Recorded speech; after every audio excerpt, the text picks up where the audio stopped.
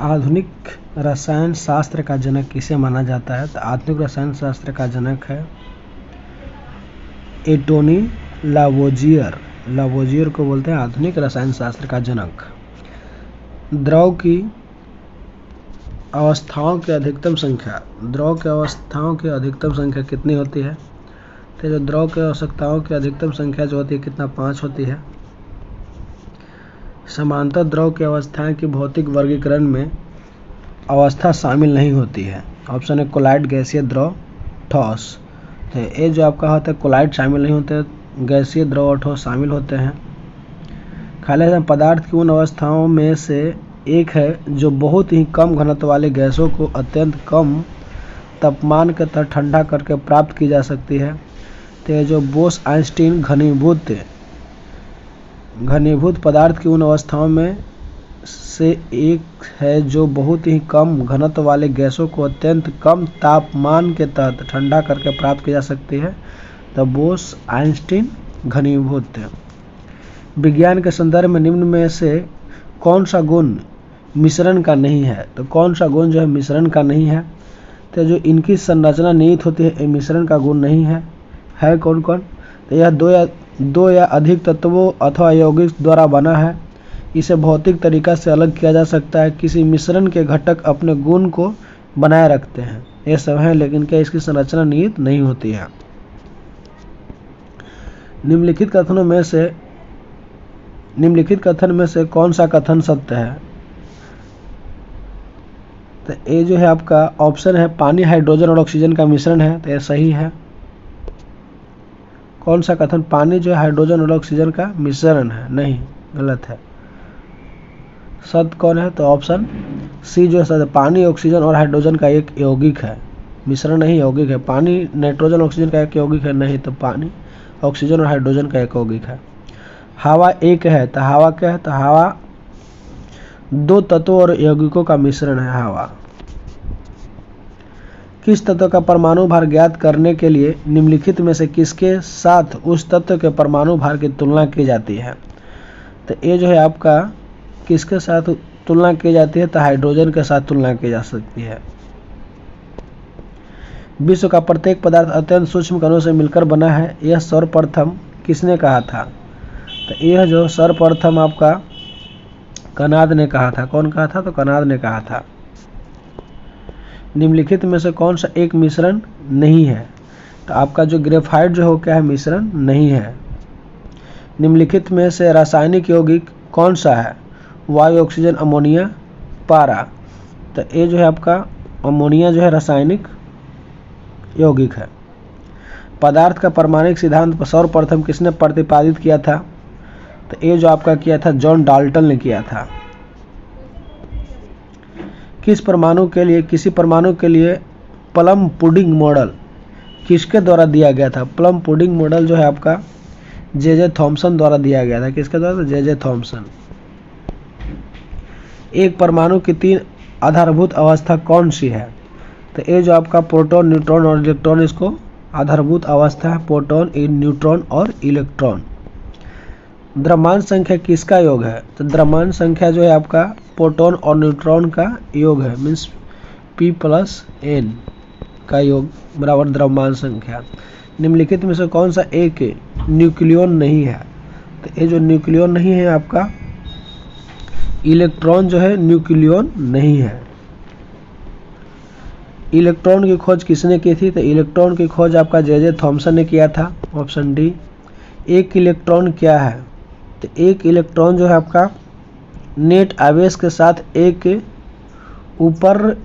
ऊपर मानविक कण जो नकारात्मक है, नेट आवेश के साथ एक ऊपर मानविक कण जो नकारात्मक है, इलेक्ट्रॉन है। जिन एक परमाणु कणों में समानतः उप परमाणु कण से विपरीत गुण होते हैं उन्हें किस नाम से जाने जाते हैं? तो उन्हें जानते हैं प्रतिकण से जानते हैं हम लोग, प्रतिकण। Option B. इलेक्ट्रॉन का एंटी पार्टिकल क्या है? तो इलेक्ट्रॉन का एंटी पार्टिकल आपका पॉजिट्रॉन है। किसी पदार्थ में मुक्त खाली स्थान की उपस्थिति उसे विद्युत का सुचालक बनाती है। ये जो है इलेक्ट्रॉन जो है विद्युत का सुचालक बनाती है। न्यूट्रॉन की खोज किसने की थी? तो न्यूट्रॉन की खोज आपका चैडविक ने की थी। कण बोसॉन नाम का संबंध किस नाम से है? तो ये जो है आपका एस.एन. बोस से है। निम्नलिखित में से कौन सा कथन सही है? तो ये जो एक परमाणु के नाभिक में प्रोटॉन और न्यूट्रॉन दोनों विद्यमान रहते हैं, ये सही है। निम्नलिखित कथन में कौन सा एक सही नहीं है? एक सही नहीं है। तो ये जो है आपका किसी तत्व के सभी परमाणु में न्यूट्रॉन की संख्या सदैव समान होती है, यह सही नहीं। सही क्या है? तो विभिन्न तत्वों के परमाणु में द्रव्यमान संख्या समान हो सकती है। किसी तत्व के परमाणु की द्रव्यमान संख्या भिन्न भिन्न हो सकती है, ये भी सही है। किसी तत्व के सभी परमाणु में प्रोटॉन की संख्या समान हो सकती है, ये भी सही है। ऑप्शन डी सही नहीं है। किसी परमाणु की परमाणुविक संख्या से निम्नलिखित में से किसकी संख्या का पता चलता है? तो ये जो आपका प्रोटॉन की संख्या का पता चलता है। किसी तत्व का सर्वाधिक अभिलाक्षणिक गुणधर्म निम्नलिखित में से कौन सा है? तो ये जो है आपका परमाणु क्रमांक जो है अभिलाक्षणिक गुणधर्म है। निम्नलिखित तत्वों में से किसकी परमाणु संख्या फास्फोरस की तुलना में अधिक है? तो ये जो है आपका क्लोरीन की तुलना अधिक है। निम्नलिखित तत्वों में से किसकी परमाणु संख्या नियोन की तुलना में अधिक है? तो नियोन की तुलना में मैग्नीशियम की अधिक है। निम्नलिखित तत्वों में से किसकी परमाणु संख्या आयरन की तुलना में अधिक है? आयरन की तुलना में कोबाल्ट की अधिक है। निम्नलिखित तत्वों में किसकी परमाणु संख्या क्लोरीन की तुलना में अधिक है? तो जो क्लोरीन की तुलना में आपका पोटेशियम का अधिक है। निम्नलिखित तत्वों में से किसकी परमाणु संख्या मैग्नीशियम की तुलना में अधिक है? तो मैग्नीशियम की तुलना में किसका? तो एल्युमिनियम का अधिक है। ऋणावेशित परमाणु रिनाइन में प्रोटॉन की संख्या क्या है? तो रिनाइन में प्रोटॉन की संख्या जो तत्व के परमाणु क्रमांक से कम है। किसी तत्व के एक परमाणु की द्रव्यमान संख्या 23 एवं परमाणुविक संख्या 11 है, तो उसमें क्या होंगे? तो 11 प्रोटॉन, 12 न्यूट्रॉन एवं 11 इलेक्ट्रॉन होंगे।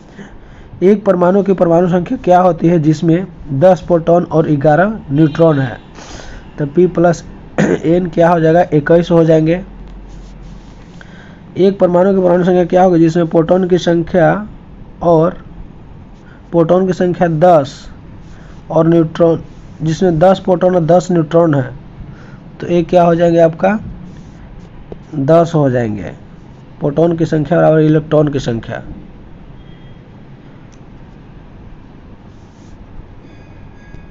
परमाणु भार बोलेंगे तब कितना हो जाएंगे? 21। कार्बन के एक परमाणु में 6 प्रोटॉन होते हैं, इसकी द्रव्यमान संख्या 12 है। तो कार्बन के एक परमाणु में कितने न्यूट्रॉन होंगे? तो ये न्यूट्रॉन पूछ रहा है, तो क्या करेंगे? P प्लस N बराबर न्यूट्रॉन। तो न्यूट्रॉन पूछ रहा है तो टोटल में से क्या करेंगे? उसको घटा देंगे, तो कितना आ जाएगा? 6।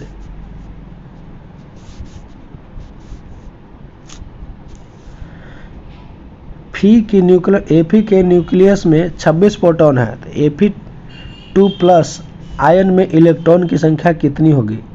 2 प्लस आयन 26 है, तो 2 क्या किया है, मतलब प्लस है, तो वो क्या किया? डोनेट किया है, इसलिए इसका 2 कम जाएंगे, हो जाएंगे 24।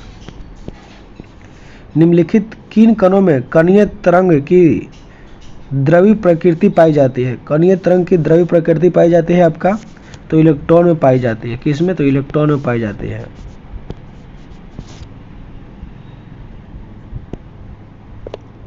कितने प्रकार के क्वांटम संख्याएं हैं? तो जो आपका क्वांटम संख्याएं हैं आपका 5, 2, 3, 4। तो क्वांटम संख्या कितने प्रकार के? तो 4 प्रकार के क्वांटम संख्या होते हैं। चक्रण क्वांटम संख्या में कितने मान संभव हैं? चक्रण में कितने मान संभव है? तो इसमें 2 मान संभव है। परमाणु जिसमें प्रोटॉन की संख्या समान परंतु न्यूट्रॉन की संख्या भिन्न भिन्न होते हैं क्या कहलाते हैं? प्रोटॉन की संख्या समान, न्यूट्रॉन की संख्या भिन्न भिन्न, तो ये क्या कहलाते हैं? समस्थानी कहलाते हैं। दो परमाणु को समस्थानी कहा जाता है यदि क्या होता है उसका यदि उसका परमाणु क्रमांक समान हो परंतु उनकी द्रव्यमान संख्या भिन्न भिन्न हो, तो क्या कहेंगे? उसको समस्थानी कहेंगे।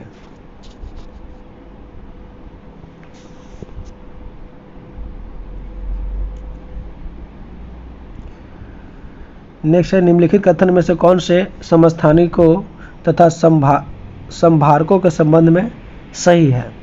तो ये जो आपका न तो एक और न ही दो सही है। मीन्स कहता है कि समस्थानिक का समान द्रव्यमान संख्या होता है, नहीं इसका क्या होता है, परमाणु संख्या समान लेकिन द्रव्यमान संख्या भिन्न भिन्न। समस्थानिक संभारकों में समान परमाणु संख्या होते हैं, नहीं गलत है। इसमें क्या होता है, संभारक में भार समान होते हैं और परमाणु क्रमांक भिन्न भिन्न होता है।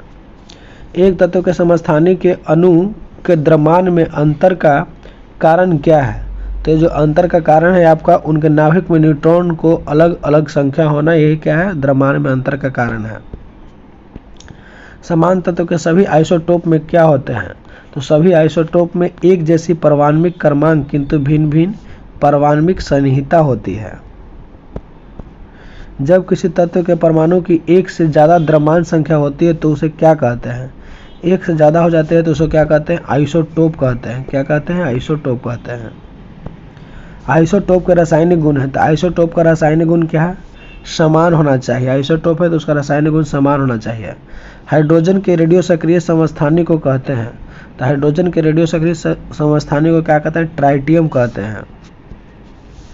संभारकों में खाली स्थान होता है, तो संभारक में क्या होता है? इसमें समान भार संख्या किंतु भिन्न परमाणु संख्या होती है। भार संख्या समान होगा इसमें।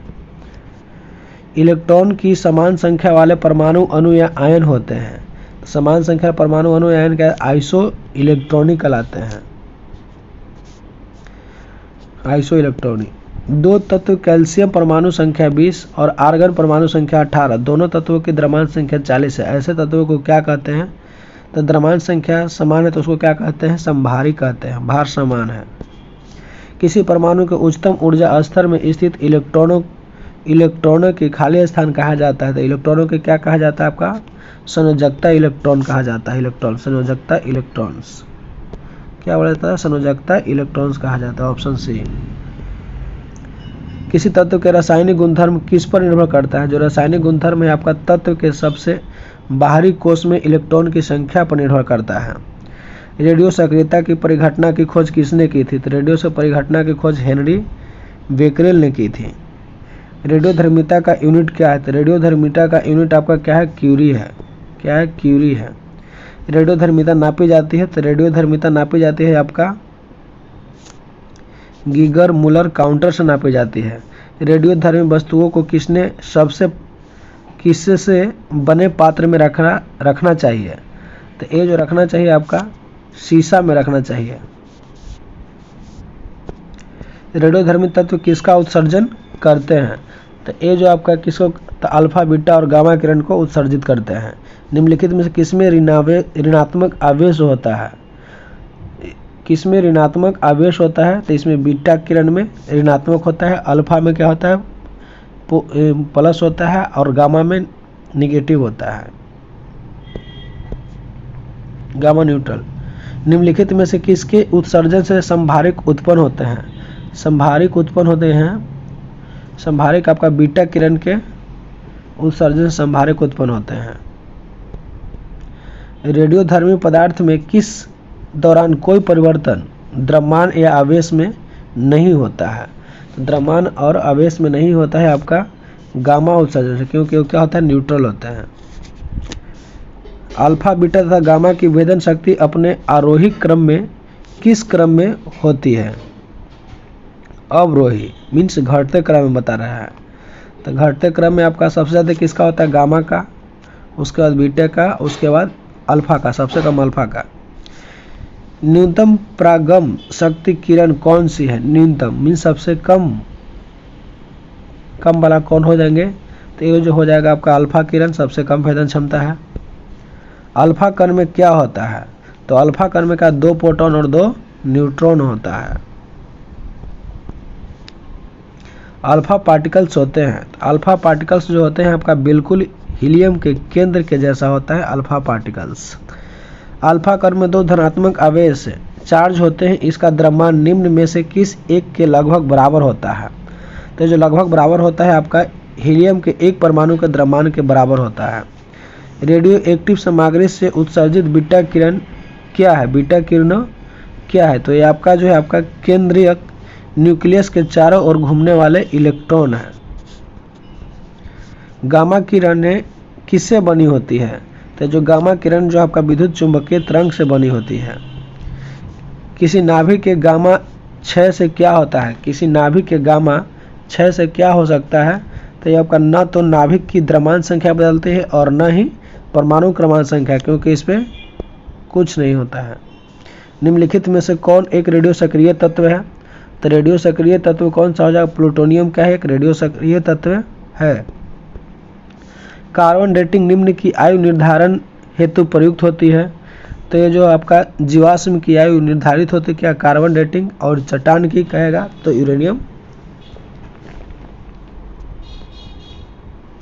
कार्बन तिथि निर्धारण में कार्बन की कौन सा से समस्थानिक प्रयुक्त होते हैं? तो जो कार्बन का जो आपका कौन सा समस्थानिक प्रयुक्त होते हैं? तो केवल ए, मतलब C614।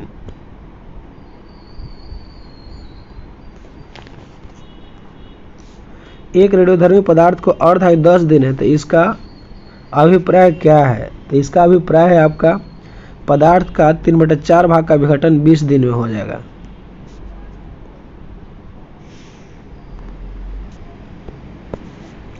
रेडियोधर्मी पदार्थ का आधा जीवन काल 70 दिन का है, तो उसी पदार्थ का 1 ग्राम कितने दिन बाद 0.25 ग्राम रह जाएगा?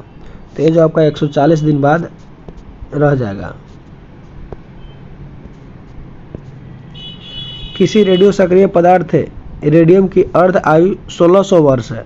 कितने वर्ष बाद रेडियो सक्रिय पदार्थ का 25% अंश बच जाएगा? अर्ध आयु 16 तो 25% बचने के लिए आपका कितना चाहिए? तो 3200 वर्ष चाहिए। मीन्स 50 हो जाएगा, कितना 16 में हो रहा है, तो फिर यदि 50 कितना तो 32 में हो जाएंगे 3200 वर्ष में। रक्त कैंसर ल्यूकीमिया को रोकथाम में प्रयोग किए जाने वाला रेडियो समस्थानिक है। तो रेडियो समस्थानिक आपका कौन है? फास्फोरस है। ल्यूकीमिया में फास्फोरस बत्ती।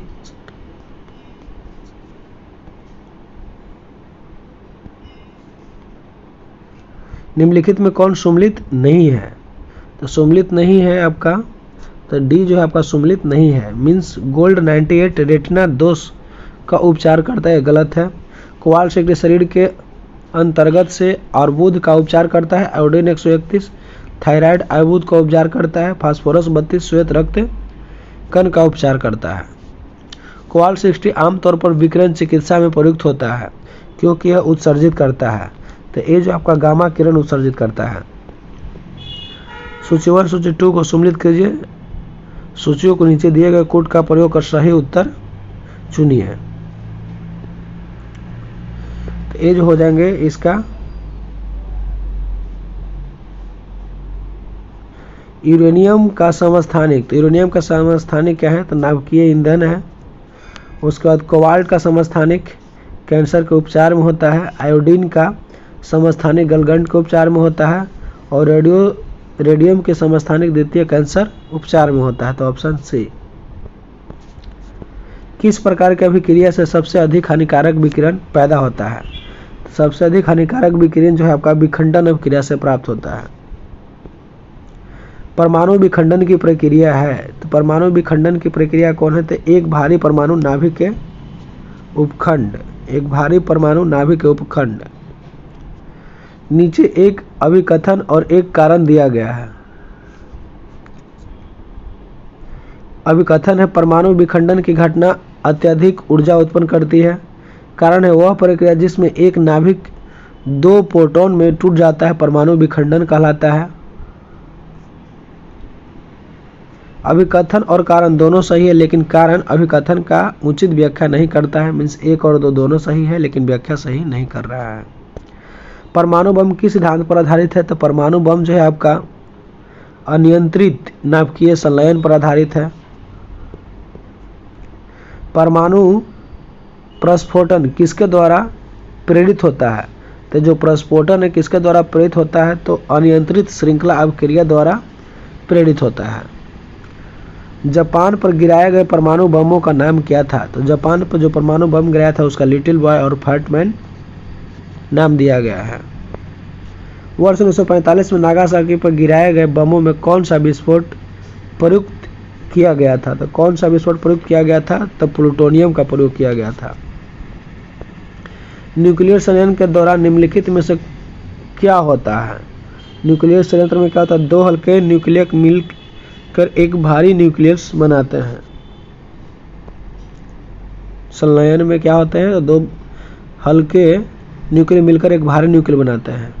निम्नलिखित में से कौन सा सौर ऊर्जा का स्रोत है? तो सौर ऊर्जा का स्रोत क्या है? तो नाभिकीय संलयन है। हाइड्रोजन बम किस सिद्धांत पर आधारित है? तो हाइड्रोजन बम जो है नाभिकीय संलयन अभिक्रिया पर, नियंत्रित संलयन अभिक्रिया पर आधारित है। हाइड्रोजन बम किस सिद्धांत पर आधारित है? तो अनियंत्रित संलयन अभिक्रिया पर आधारित है। नियंत्रित नहीं, अनियंत्रित। डी। हाइड्रोजन बम विकसित किया गया था। हाइड्रोजन बम जो है विकसित किया गया था, एडवर्ड टेलर द्वारा हाइड्रोजन बम विकसित किया गया था। परमाणु रिएक्टर का आविष्कार किसने किया था? तो परमाणु रिएक्टर का आविष्कार जो है एनरिको फर्मी ने किया था। एक परमाणु रिएक्टर में नियंत्रक रॉड, कैडमियम का रॉड क्या काम करती है? तो ये जो है आपका चेन रिएक्शन को नियंत्रित करने के लिए अतिरिक्त न्यूट्रॉन को अवशोषित करती है। तो न्यूट्रॉन को अवशोषित करती है। परमाणु रिएक्टर में विखंडन प्रक्रिया की दर को नियंत्रित करने के लिए खाली स्थान का प्रयोग किया जाता है जो खुद में ही विखंडन के बिना न्यूट्रॉन अवशोषित करता है। तो ये जो हो जाएंगे आपका कैडमियम की छड़ जो है नियंत्रित करता है। नाभिकीय रिएक्टर की मूल प्रक्रिया क्या है? तो नाभिकीय रिएक्टर की मूल प्रक्रिया जो है विखंडन है। कल्पकम के फास्ट ब्रीडर रिएक्टर में निम्नलिखित में से कौन सा एक शीतलक प्रयोग में लाया जाता है? तो शीतलक प्रयोग में लाया जाता है आपका भारी जल का लाया जाता है।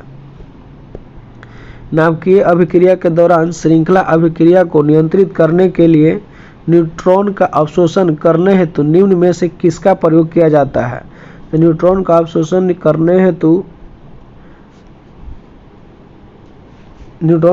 करने हेतु किसका प्रयोग किया जाता है? बोरॉन का उपयोग किया जाता है। निम्नलिखित में से कौन सा पदार्थ नाभिकीय रिएक्टर में मंदक का काम करता है? तो नाभिकीय रिएक्टर में मंदन का काम भारी जल करता है। नाभिकीय रिएक्टर में निम्नलिखित में से किसे मंदक के रूप में प्रयोग किया जाता है? तो मंदक के रूप में आपका ग्रेफाइट का प्रयोग किया जाता है। एक नाभिकीय रिएक्टर में भारी जल का कार्य क्या है? तो जो भारी जल का कार्य है आपका न्यूट्रॉन की गति को कम करना काम है। किसी परमाणु रिएक्टर में भारी जल क्या होता है? तो भारी जल क्या होता है आपका हाइड्रोजन के अपेक्षाकृत भारी समस्थानिक का एक ऑक्साइड होता है। नियंत्रित नाभिकीय संयंत्रों में ग्रेफाइट का उपयोग किया जाता है। तो ग्रेफाइट का प्रयोग किया जाता है आपका विबंधक की तरह काम किया जाता है। न्यूक्लियस रिएक्टर में विबंधक और प्रशीतक दोनों की तरह प्रयुक्त होने वाला पदार्थ क्या है? तो ये जो है आपका भारी पानी जो है दोनों की तरफ उपयोग होता है। आयनिक यौगिक के संदर्भ में निम्नलिखित कथनों पर विचार कीजिए। तो आयनिक यौगिक के संदर्भ में जो है आपका केवल एक सही है इसमें। मीन्स कहता है कि आयनिक यौगिक एल्कोहल में अघुलनशील होते हैं। NaCl में यह बंध है। तो NaCl में क्या बंध है? तो आयनिक बंधन है NaCl में।